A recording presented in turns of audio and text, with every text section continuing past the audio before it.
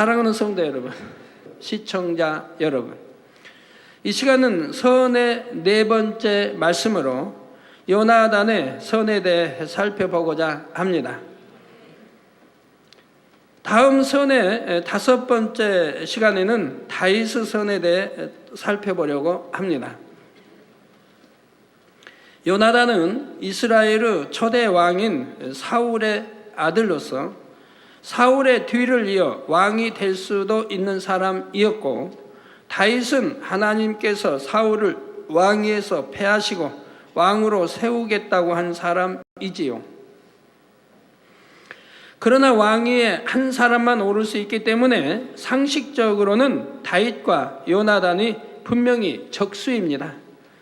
그런데 사무엘상 18장 1절에 다윗이 사울에게 말하기를 마침에 요나단의 마음이 다윗의 마음과 연락되어 요나단이 그를 자기 생명같이 사랑하니라 한 것을 볼 수가 있습니다. 요나단이 다윗을 생명같이 사랑한다. 우리 연인의 사랑도 아마 여기에 미치지 못할 거예요. 진짜 사랑한다고, 당신 없이 나 죽는다고. 그런 사랑도 요나단의 다윗 같은 이런 사랑에 미치지 못할 것 같아요. 정말 생명을 줄 수 있는 사랑을 이들은 하고 있습니다. 요나단은 다윗을 원수처럼 여긴 것이 아니라 오히려 자기 생명같이 사랑했던 것입니다. 서로 왕위를 올라요. 요나단은 자기가 다음 왕이 오를 차례입니다. 그런데 다윗으로 인해 왕이 될 수 없는 그런 상황입니다. 그런데도 다윗을 자기 생명같이 사랑한다 이 말이에요. 이것은 다윗의 선함을 알아볼 수 있는 선한 마음이 요나단에도 있었기 때문이죠. 이게 선한 사람끼리 마음이 서로 연락되는 것을 볼 수가 있습니다. 자, 또한 이러한 선이 요나단에게 있었기 때문에 사심으로 왕위를 얻고자 했던 것이 아니라 하나님의 뜻을 쫓는 편을 택해갈 수가 있었고요. 다윗 역시 그 마음이 선하였기에 분명 자신이 사울을 이어 왕이 되는 것이 하나님께서 정하신 뜻임을 알았지만 그 뜻은 하나님께서 이루시도록 자신은 오직 선만 쫓아 행했습니다. 자기가 다음 왕이 돼야 된다고 하는 하나님 뜻이라는 것을 또 기름 부음 받았고 해서 다윗은 알고 있지만 생각을 동원해서 자기가 다음 왕이 되기 위해서 노력한 바가 없다 이 말입니다. 오직 하나님의 뜻에 쫓았다 이 말입니다. 자기 생명이 위험해도 자기 생명을 취하려고 하는 자가 앞에 있어도 그를 죽이지 아니했고 오직 아버지의 손에 맡긴 것을 볼 수가 있다 이 말입니다. 이것이 진정 믿음입니다.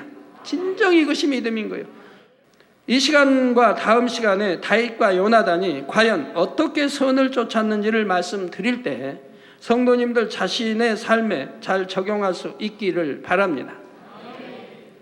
그래서 하나님께서 여러분을 보실 때도 내가 너를 보니 참으로 내 마음에 합하구나 하고 인정하실 수 있는 모든 성도님들이 되시길 주님의 이름으로 축원합니다. 사랑하는 성도 여러분, 다윗은 원래 양치는 목동이었으나 이스라엘과 이방 족속 블레셋의 전쟁에서 믿음으로 블레셋 장수 골리앗을 물리침으로 이스라엘에서 유명한 자가 되었습니다. 왕도 장수들도 온 백성이 무서워 떠는, 감히 그 앞에 나서지 못하는 이 적장 참 무서운 골리앗을 때려 눕혔다 이 말이에요. 어린 소년의 몸으로. 그러니 일약 이스라엘에서 유명한 자가 되지 않았겠습니까? 사울은 이처럼 골리앗을 물리치고 나라를 구한 다윗을 처음에는 매우 기뻐하여 군대의 장으로 삼았습니다. 그런데 문제는 다윗과 사울이 싸움에서 승리하고 돌아올 때 생겼지요. 이들을 환영하러 나온 여인들이 사울의 죽인 자는 천천히요 다윗은 만만히로다 노래하자 사울이 심히 노하여 다윗에게는 만만을 돌리고 내게는 천천만 돌리니 그에 더 얻을 것이 나라밖에 무엇이냐 하고 그날 후로 다윗을 미워하게 되었던 것입니다. 이런 사울의 시기심은 날이 갈수록 심해졌습니다. 악신으로 인해 고통받는 자신을 위해 수금을 타 주던 다윗을 향해 단창을 던져 죽이려고까지 했습니다. 하나님께서는 그때마다 다윗이 피할 수 있게 해주셨고, 이를 본 사울의 시기와 두려움은 더욱 커졌지요. 그래서 사울 왕은 그 후로도 다윗을 죽이려고 무리한 전쟁에 내보내기도 하고 그의 집까지 군사를 보내 죽이려고도 했습니다. 오직 하면 이 다윗을 죽이려고 자기 딸까지 이렇게 잡히겠습니까? 그런데 사울이 이처럼 다윗을 애매히 죽이려는 것을 지켜보고 있던 요나단은 아버지의 범죄를 묵인하지 않았다는 사실입니다. 아버지 사울이 범죄하지 않도록 다윗을 변호하는 장면이 바로 본문 말씀 사무엘상 19장 4절에서 5절에 나오고 있지요. 왕은 신하 다윗에게 범죄치 마옵소서. 그는 왕께 득죄하지 아니하였고 그가 왕께 행한 일은 심히 선함이니이다. 그가 자기 생명을 아끼지 아니하고 블레셋 사람을 죽였고 여호와께서는 온 이스라엘을 위하여 큰 구원을 이루셨으므로 왕이 이를 보고 기뻐하셨거늘 어찌 무고히 다윗을 죽여 무죄한 피를 흘려 범죄하려 하시나이까라고 간청했던 것입니다. 만약 여러분이 요나단과 같은 입장이라면 사울 왕과 다윗 쪽에 누구 편을 드시겠습니까? 물론 시시비비를 가리자면 다윗의 편을 들어야 하겠지만 인간적으로 보면 사울 왕은 요나단의 아버지요 한 나라의 왕입니다. 그러니 사울 왕의 말을 거역하고 친구 다윗을 옹호하는 것은 육적으로는 불효이자 불충이 됩니다. 더구나 다윗이 왕이 된다면 요나단은 사울의 아들로서 당연히 자신에게 돌아오기로 되어 있던 왕위를 얻을 수 없게 되지요. 그러니 다윗이 죽는 것이 육적으로 보면 요나단에게도 유익이 되는 상황입니다.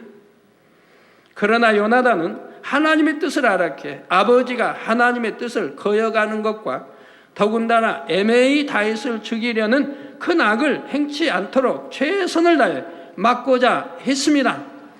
요나단은 한번 말씀드려보고 안 될 것 같으니까 어쩔 수 없다고 물러서지 않았지요. 요나단이 거듭 강청하며 다윗을 변호하자 사울은 요나단도 미워하고 심히 노를 바랬습니다. 그럼에도 요나단은 조금도 두려워하지 않았고 그가 죽을 일이 무엇이니까 무엇을 행하였나이까 하며 더욱 다윗을 변호하지요. 잘못하면 지금 왕에게 죽임을 당할 수도 있습니다. 또 자기 아버지이지만 왕이 지금 진노하고 있습니다. 어찌하든 다윗을 죽이려고 하는데 진노한 아버지 앞에 다윗을 지금 변호하고 있으니 잘못하면 자기도 죽을 수 있다 이 말입니다. 그런데도 이 선한 마음 다윗을 위하여 또 아버지가 범죄하지 않도록 지금 강청을 하고 있다 이 말입니다. 그러다가 아버지 사울이 던진 단창에 맞을 뻔한 일도 있었습니다. 여기서 우리는 요나단의 선을 찾을 수 있습니다. 첫째는 사심없이 하나님의 뜻을 쫓을 수 있는 마음입니다.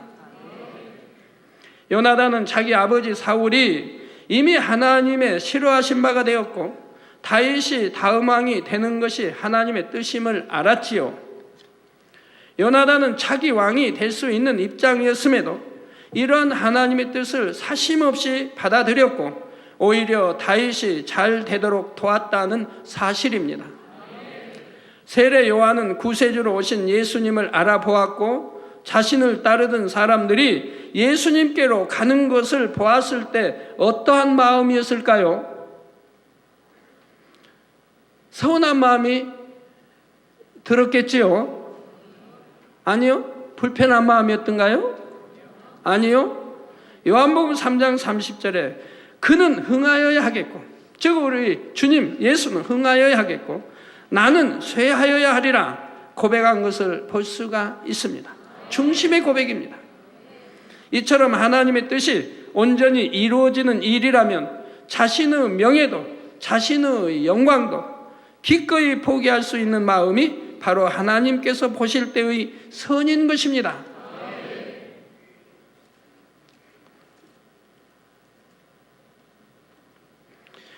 그런데 많은 사람들이 하나님의 일을 이룰 때에 하나님의 뜻이 온전히 성취되고 하나님의 나라가 잘 되기를 원한다고 하지만 막상 자신을 희생해야 하는 상황에서는 멈칫하거나 자신의 것을 내어주는 일은 주저합니다. 예를 들어 비슷한 일을 이루어가는 두 부서가 있다고 할 때 A라는 부서가 어떠한 일을 오랫동안 많은 공을 들여 해놓았습니다. 그런데 뒤늦게 만들어진 B라는 부서가 어떤 하나님의 일을 이룸에 있어서 A 부서가 그동안 해놓은 것을 잘 이용하면 짧은 시간 안에 눈에 보이는 많은 일들이 이루어질 수 있는 상황이라고 합시다. 그래서 B 부서는 A 부서의 어떤 자료나 인력이나 기술 등의 협조를 요청했습니다.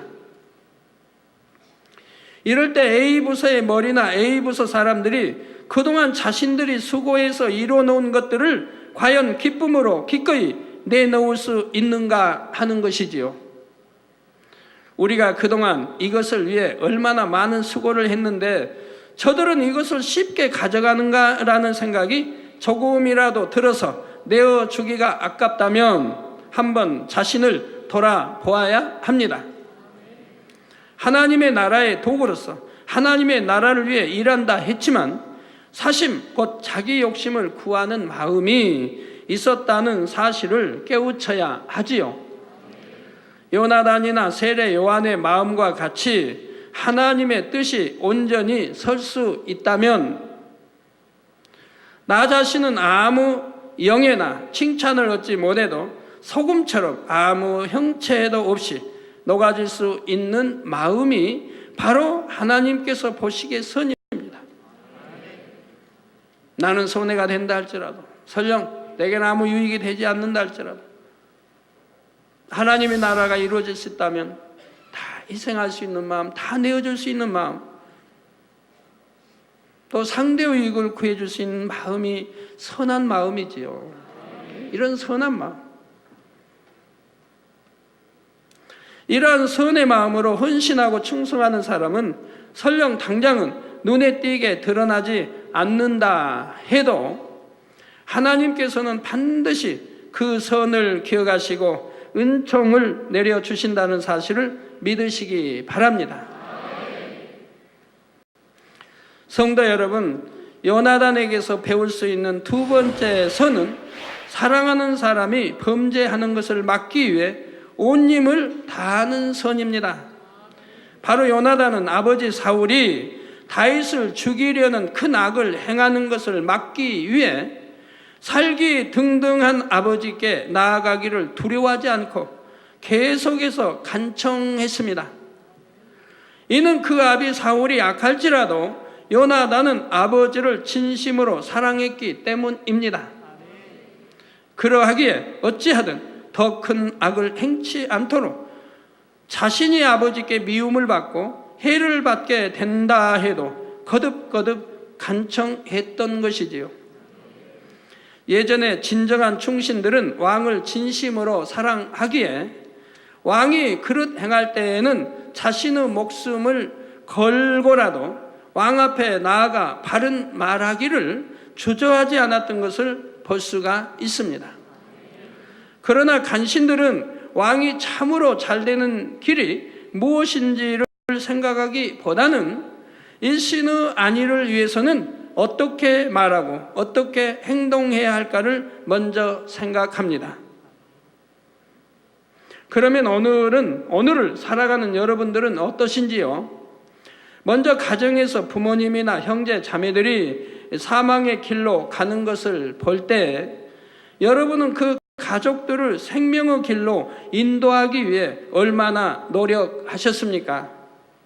생명의 길, 구원의 길로 들어오도록 권면하고 중심에서 사랑함으로 그 영혼을 위해 기도하셨는지요?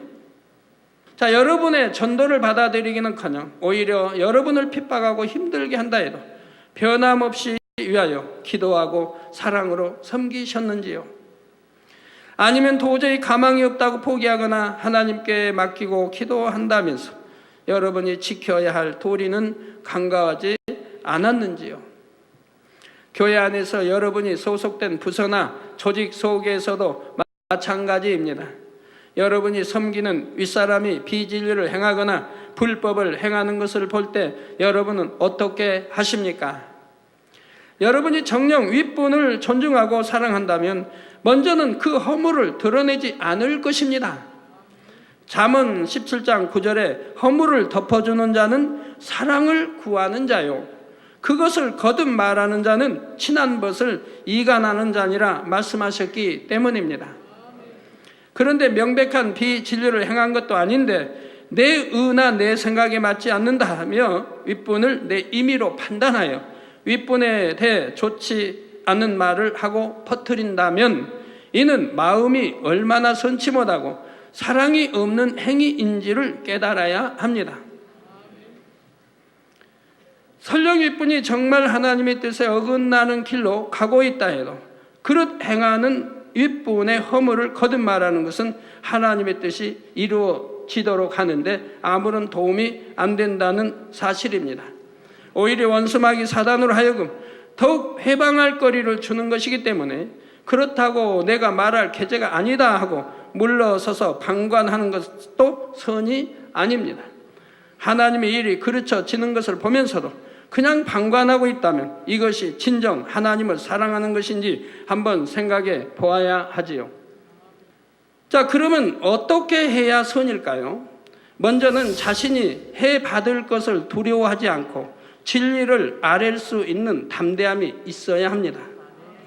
그러나 상대가 윗분이요 질서상 머리된 분이라면 아랫사람으로서 도리에 어긋나지 않게 권면할 수 있는 선의 지혜로 말할 수 있어야 합니다. 웃분이기 때문에 웃분을 마음 상하게 해서도 안 되고 불쾌하게 해서도 안 된다 이 말입니다.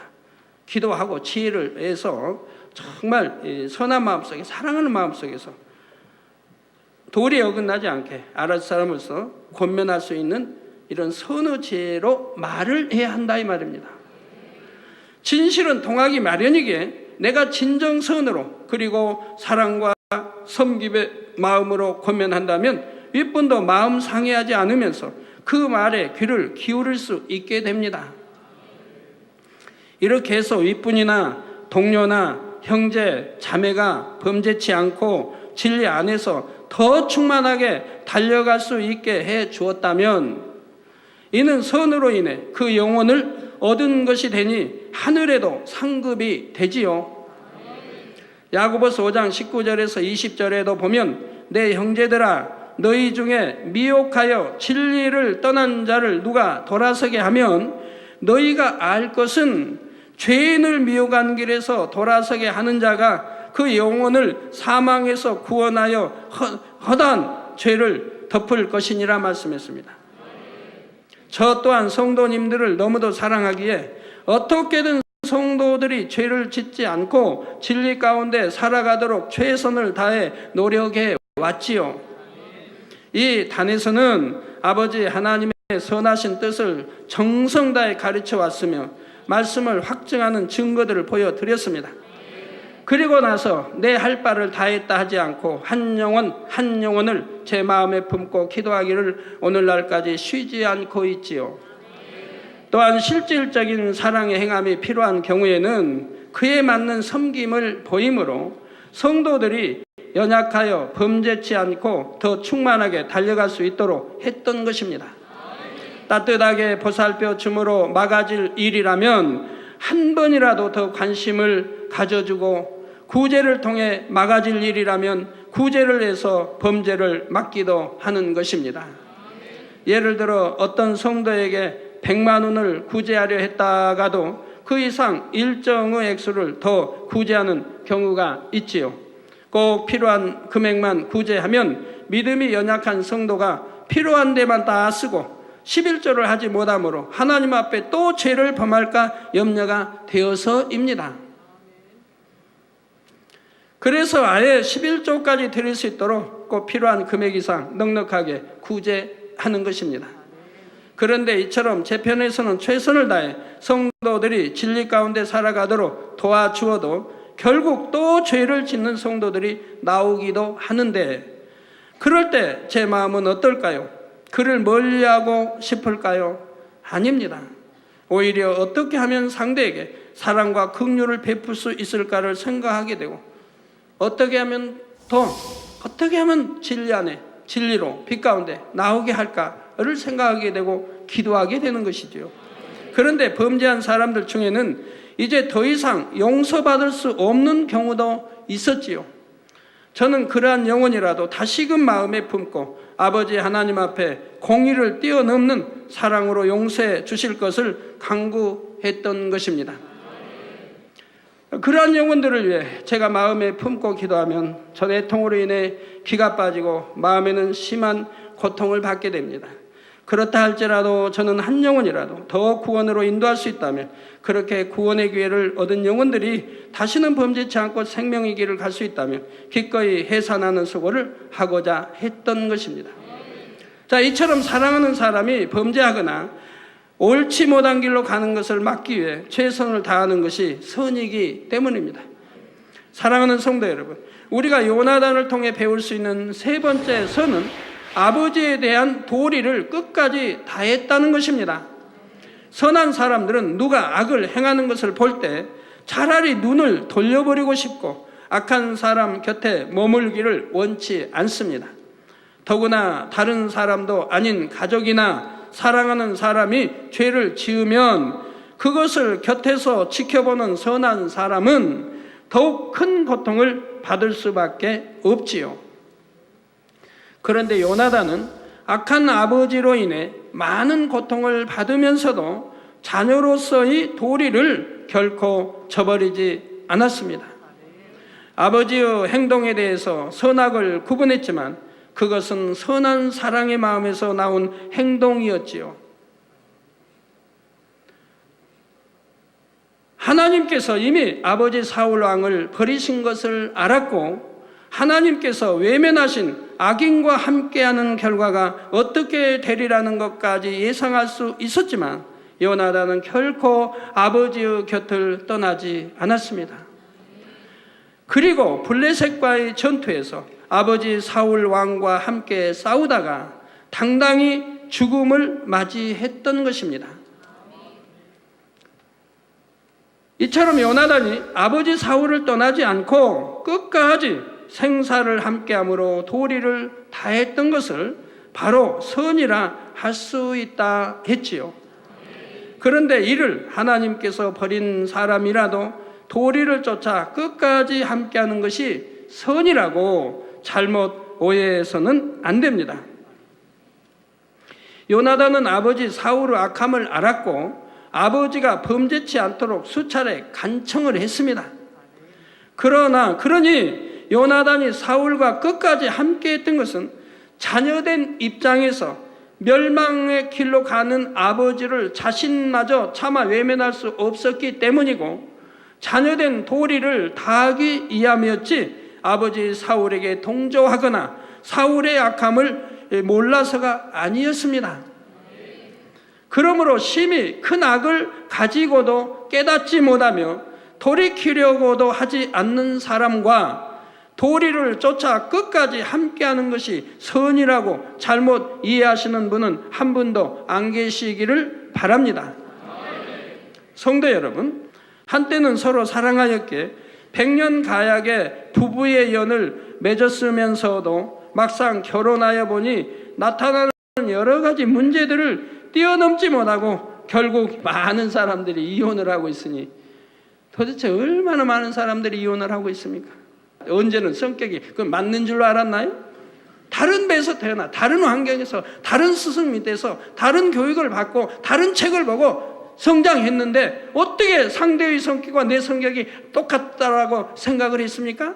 당연히 틀린 거 알았지요. 성격도 틀리고 교양도 틀리고 지식도 틀리고 가문도 틀리고 다 틀린 거 알고 결혼해놓고는 뭐 결혼을 하시지 싫어지니까 뭐 성격이 안 맞느니 뭐가 안 맞느니 그런 이유를 댑니까? 그런데 혹여 성도님들 가운데서 남편 혹은 아내가 자신과 같이 신앙생활을 하지 않는다 하여 이혼을 생각했던 분들이 계십니까? 고린도전서 7장 12절에 13절에 보면 이에 대해 분명히 답을 주셨습니다. 만일 어떤 형제에게 믿지 아니하는 아내가 있어 남편과 함께 살기를 좋아하거든 저를 버리지 말며. 어떤 여자에게 믿지 아니하는 남편이 있어 아내와 함께 살기를 좋아하거든 그 남편을 버리지 말라 고 말씀하죠. 이렇게 말씀하신 이유는 이어지는 14절에 믿지 아니하는 남편이 아내로 인하여 거룩하게 되고, 즉 아내가 만약에 전도했으면 남편도 거룩해지지 않습니까? 이제 구원받지 않습니까? 그래서 아내로 인하여 거룩하게 되고, 믿지 아니하는 아내가 남편으로 인하여 거룩하게 되나니 그러지 아니하면 너희 자녀도 깨끗이 못하니라. 그러나 이제 거룩하니라 하셨습니다. 그래 아니하면 너희 자녀도 깨끗이 않다. 만약에 이혼했다고 해봐요. 자녀가 얼마나 고통 중에 살아야 되고 신앙생활을 바로 하겠습니까? 부모를 원망할 것이고 나를 낳아준 부모를 원망할 것이고 신앙생활을 바로 할 수가 없죠. 그러지 아니하면 너희 자녀도 깨끗이 못하리라. 그러나 이제 거룩하니라. 이 말씀 안에 순종해서 이제 아름다운 부부로 결국은 남편도 구원받고 아내 구원받으면 그 자녀도 거룩해질 거 아닙니까? 신앙생활 잘할 거 아닙니까?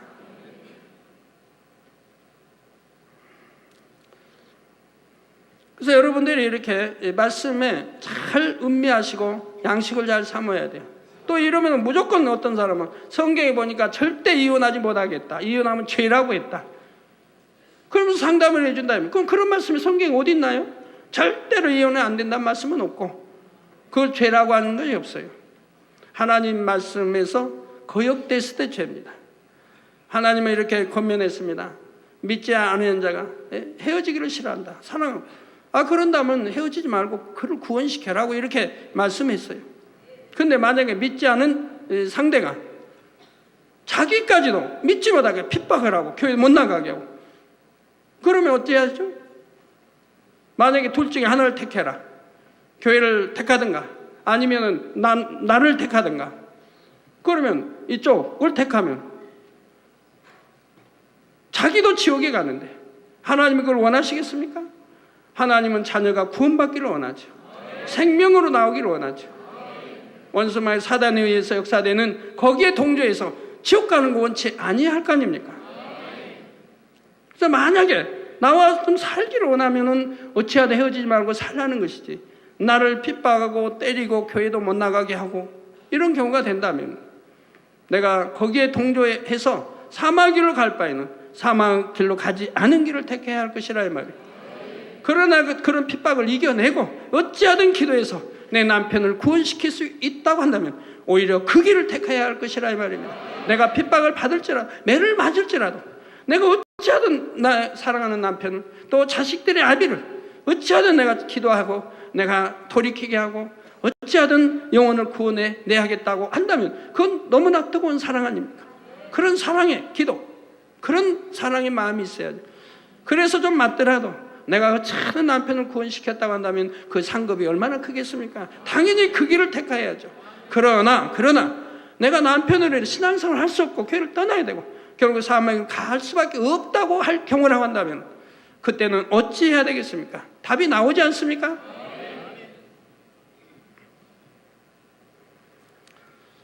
바로 지금은 비록 함께 신앙생활을 하지 않는다 해도 아내가 혹은 남편과 함께 살기를 좋아하는 사람이라면 결국은 전도될 수 있으니 버리지 말라는 것이죠. 같이 사랑하여 살고 싶은데 어떻게 때리면서 막 저기 하겠습니까?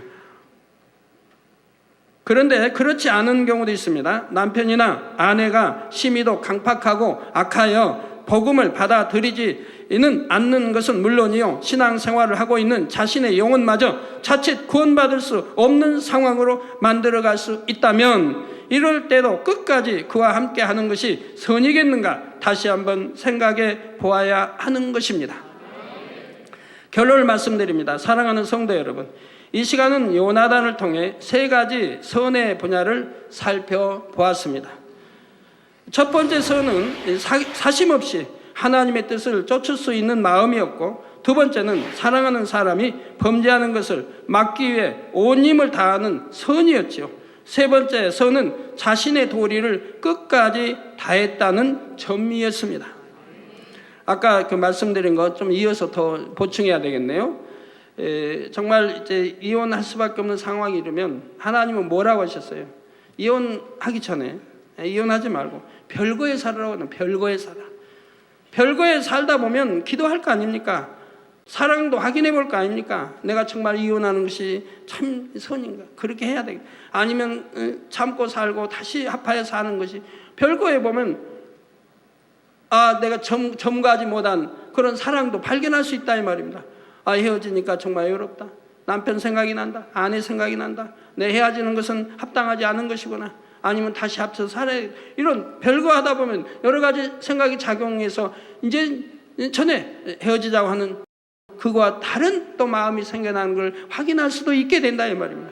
그렇기 때문에 일단 별거하고 기도하라고 하는 이 말씀하죠.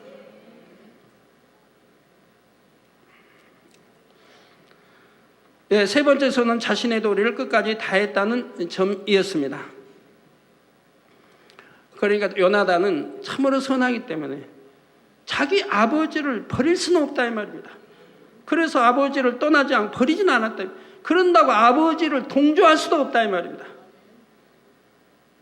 다윗이 옳기 때문에 다윗 편을 든다 이 말입니다. 아버지에게 동조하지 않았다 이 말입니다.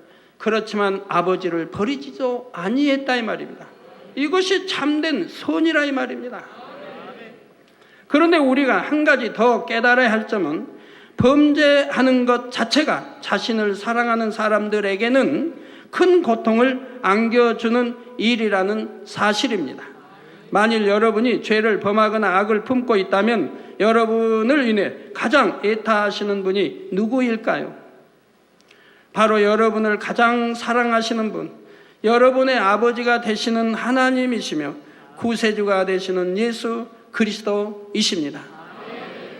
또한 로마서 8장 26절에는 이와 같이 성령도 우리 연약함을 도우시나니 우리가 마땅히 빌 바를 알지 못하나 오직 성령이 말할 수 없는 탄식으로 우리를 위하여 친히 간구하시느니라 했지요.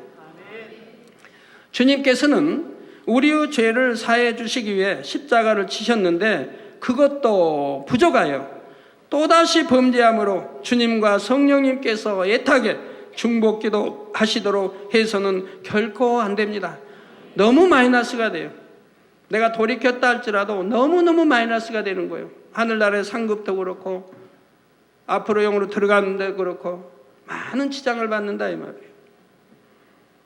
여러분 세상에서도 그렇지 않아요? 세상 비유를 든다 해도 어느 상사와 부하 사이에 어떤 신뢰하고 정말 믿고 신뢰했다가 어떤 경우 그 신뢰가 끊어졌다고 하면, 그런 다음에 회개하고 다시 돌이켜서 이렇게 한다고 하면 옛날에 신뢰가 끊어진 것 때문에 고통을 받는다 이 말이에요. 이제는 옛날처럼 신뢰하고 믿고 싶지만은 그 믿고 싶은 그 신뢰할 수 있는 이 마음이 되기까지는 심히 오래 걸린다 이 말입니다.